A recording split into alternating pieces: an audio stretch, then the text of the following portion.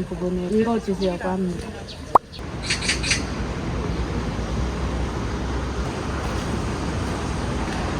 지금껏 저는 무령을 본 적이 있다는 사람을 단 한 명 만나봤습니다. 여자분이었습니다. 그런데 재미있게도 그 사람은 무령을 만나보기 전에도 영혼의 불멸성을 믿지 않았고 본 후에도 여전히 믿지 않았습니다. 그 사람은 자신이 환영을 본 것이라고 생각합니다. 본다고 믿는 게 아니라는 걸 알 수 있죠. 기적에 대해 말할 때는 우선 이 점을 분명히 해둬야 합니다. 처음부터 초자연적인 현상을 배제하는 철학을 견지하고 있다면 어떤 경험을 하더라도 그 일을 기적으로 여기지 않을 것입니다. 기적이라고 주장되는 모든 사건은 결국 우리 감각에 와닿는 경험이며 우리의 감각이 때로 오류를 범하기도 합니다. 언제라도 우리는 자신이 본 것이 선각이라고 말할 수 있습니다. 초자연적인 현상을 믿지 않는다면 언제나 그렇게 말할 것입니다. 따라서 기적이 정말 그쳤든 그렇지 않든 유물론이 득세한다면 서유럽에서는 기적이 정말 그친 것으로 보일 것이죠. 기적이 정말 가능할까요? 애초부터 기적이 불가능하다고 여기는 사람에게는 실제로 기적이 발생하고 목격된다 하더라도 그것이 기적처럼 여기지지 않을 것입니다. 다시 말해서 기적이 일어나는 게 정말 가능하다면 그것은 기적을 믿는 자들에게만 일어날 것이라는 말입니다.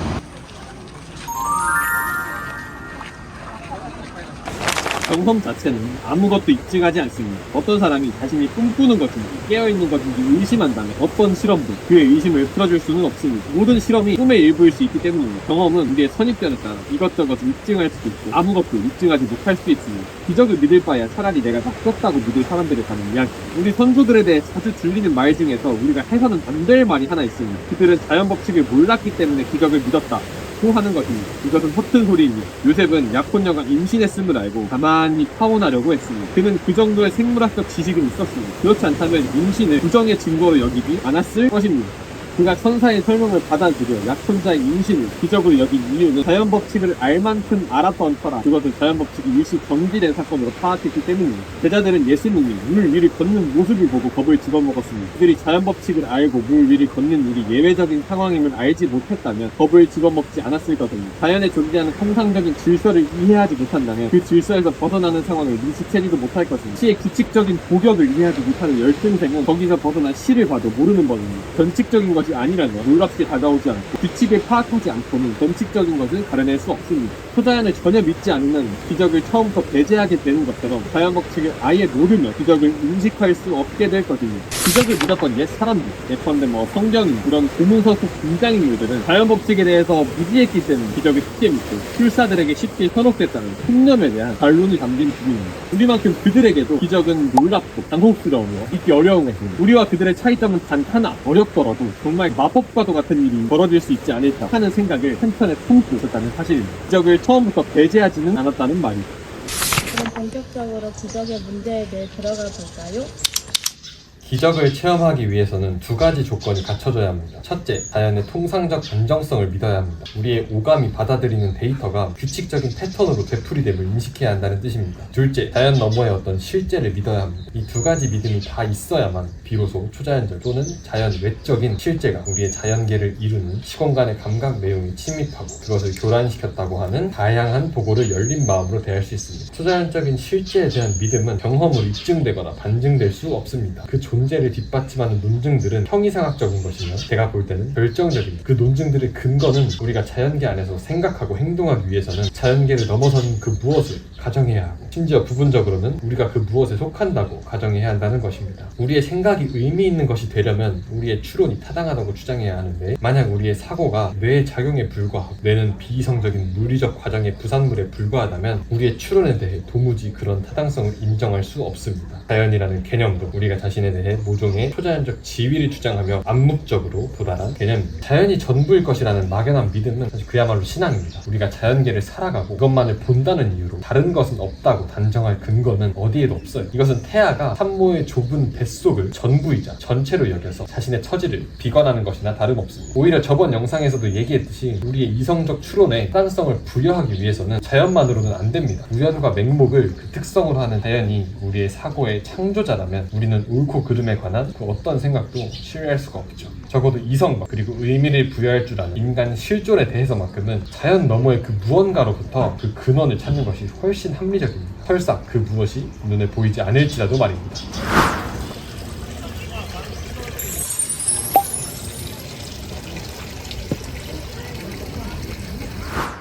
이 입장을 솔직히 받아들인 후 증거를 살펴보면 초자연적인 세계의 기록들을 도처에서 만나게 됩니다. 역사는 초자연적인 일들로 가득합니다. 기적을 말하는 문서들 중에는 그 외 대목에서 철저하게 신뢰성을 인정받는 경우도 많습니다. 대부분의 기적 이야기는 믿기 어려운 것이 사실입니다. 신문을 읽어보면 아시겠지만 모든 사건에 얽힌 이야기가 대부분 그렇습니다. 각 이야기는 그 자체를 놓고 신빙성 여부를 판단해야지 말도 안 된다는 이유로 초자연적인 설명을 처음부터 배제해서는 안 됩니다. 예를 들면 여러분은 충분한 수의 분별 있는 증인들이 없다는 이유로 몽스의 천사들을 믿지 않을 수도 있습니다. 그러나 충분한 수의 증인을 확보하게 된다면 그 이야기를 집단적 환영으로 설명하는 것은 불합리한 일이 될 것입니다. 심리학에 대해 웬만큼 아는 우리는 여러 사람이 어쩌다 똑같은 환영을 보는 일은 거의 있을 수 없다는 것을 압니다. 그러나 초자연적인 세계는 잘 모르기 때문에 천사의 나타남이 그처럼 개연성이 낮은 사건인지는 알 수가 없습니다. 초자연적인 이론은 집단 환영설보다 오히려 개연성이 높습니다. 구약 성경은 천사들이 산헤립의 침략을 막았다고 적고 있고, 헤로도토스는 같은 사건을 두고 수많은 쥐가 나타나서 산헤립 군대의 활시위를 모두 갉아먹었기 때문에 물러갔다고 적고 있는데, 열린 마음을 가진 사람이라면 천사편을 들 것입니다. 처음부터 가능성 자체를 배제하지 않는 한 천사의 존재나 천사가 했다는 행위에 본질적으로 있을 법하지 않은 요소는 찾아볼 수 없습니다. 그러나 쥐떼는 불쑥 나타나 침략군의 활시위만 몽땅 갉아먹지 않습니다.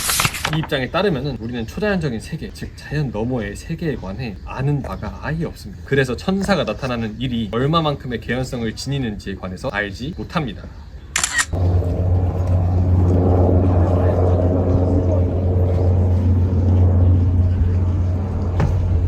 사실 기적이란 전 세계에 너무나 큰 글씨로 적혀 있어 일부 사람들은 보지 못하는 이야기를 작은 글씨로 다시 들려주는 일입니다. 큰 글자로 적힌 이야기 중에는 우리 눈에 보이는 것도 있고 아직 나타나지 않은 것도 있습니다. C.S. 루이스는 이 세상 당연해 보이는 모든 일들이 사실은 본질적으로 기적과 다르지 않음을 주장합니다. 우리는 물을 포도주로 만드는 일을 기적이라 말합니다. 그런데 무언가 또는 누군가가 포도나무를 창조했고 그것이 뿌리로 물을 빨아올린 후 태양의 도움을 힘입어 그 물을 과즙으로 바꾸도록 했다면 그것이야말로 기적이지 않나. 자연계에서 이유 없이 펼쳐지는 변화무쌍한 움직임들은 모두 기적과도 같습니다. 오병이어 사건만 기적인 게 아닙니다. 소량의 씨가 땅에 뿌려져 증식돼 많은 곡식이 되는 그 과정은 모조리 기적입니다.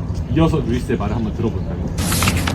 치유의 기적들도 같은 패턴으로 볼 수 있습니다. 우리는 평범한 의학적 치료를 다분히 마법적인 것으로 보는 경향이 있기 때문에 기적의 성격을 놓치기 쉬운데, 의사들은 이런 견해에 동의하지 않습니다. 마법은 의술에 있는 것이 아니라 환자의 몸에 있습니다. 의사가 하는 일은 환자의 몸에 있는 자연의 기능을 북돋아주거나 방해거리들을 제거하는 것입니다. 우리는 편의상 의사나 약이 상처를 치유한다고 말하지만 어떤 의미에서 모든 상처는 스스로 치유합니다. 시체에는 어떤 약을 발라도 살이 자라나거나 상처가 낫지 않습니다. 어떤 신비한 힘, 그것이 행성을 움직일 때는 중력이라 부르고 살아있는 몸을 치유할 때는 생화학적 작용이라 부르는 그 신비한 힘이 모든 회복의 동인입니다. 사람이 태어나는 과정 역시 위대한 기적입니다. 보통의 생식 행위에서 어떤 일이 벌어집니까? 출산 행위에서 아버지는 어떤 기능을 합니까? 그의 몸에서 나온 어떤 극미한 물질 분자가 여자의 몸에 들어가면 수태가 됩니다. 그 극미한 분자와 더불어 그의 머리카락 색깔이, 그의 증조 할아버지의 늘어진 입술이, 뼈, 힘줄, 신경, 간과 심장 같은 복잡다단한 인간의 형태가 전달되며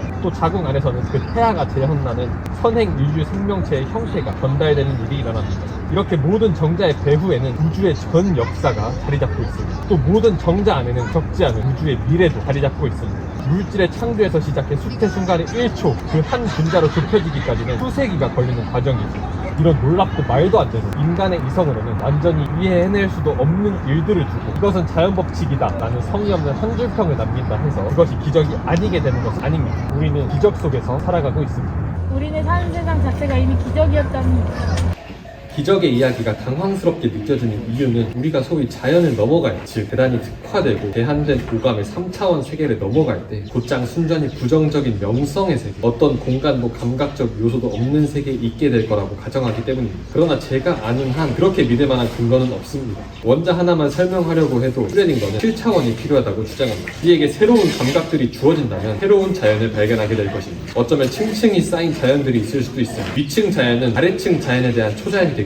그런 구조의 끝까지 거슬러 올라가다 보면 순전한 영의 심연에 이르게 될 것입니다. 그리고 그 심연 속 아버지 우편에 있는 자리는 아래의 자연들에서 떠나는 것을 의미하는 게 아니라 그 모든 층 위에서 더 역동적으로 존재한다는 뜻일 수도 있습니다. 아까 말씀드렸던 태아 예시를 다시 한번 생각해 보시면 될 것 같아요. 태아가 산모의 좁은 뱃속만을 감각한다고 해가지고 실제로 그것이 세상의 전부는 아니잖아요. 우리의 감각 너머에는 또 다른 감각의 세계가 분명히 존재할 수 있고, 그런 초자연을 가정하는 것은 절대로 비합리적 신념이 아닌 것입니다.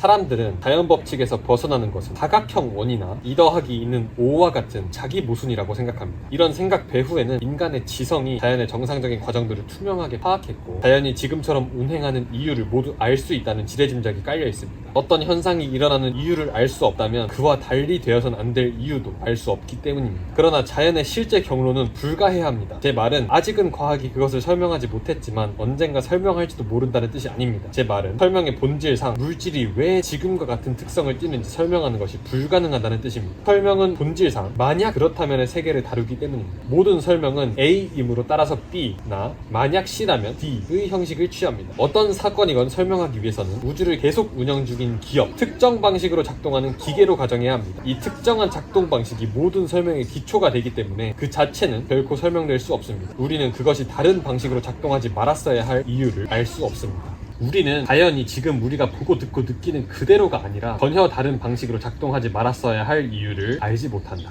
예를 들면 우리는 허공에 떠오른 물체가 왜 항상 아래로 떨어지는지에 대해서 알지 못합니다. 분명 모든 물체가 헬륨 풍선 마냥 하늘로 떠오를 수도 있는데 말이죠. 그런 세상도 분명히 우리가 상상할 수 있다라는 것입니다. 왜 사과는 땅으로 떨어져? 라는 아이의 질문에 중력 때문이란다 라고 답할 수는 있지만, 중력은 왜 있어? 라는 질문에 답할 수 있는 사람은 아무도 없습니다.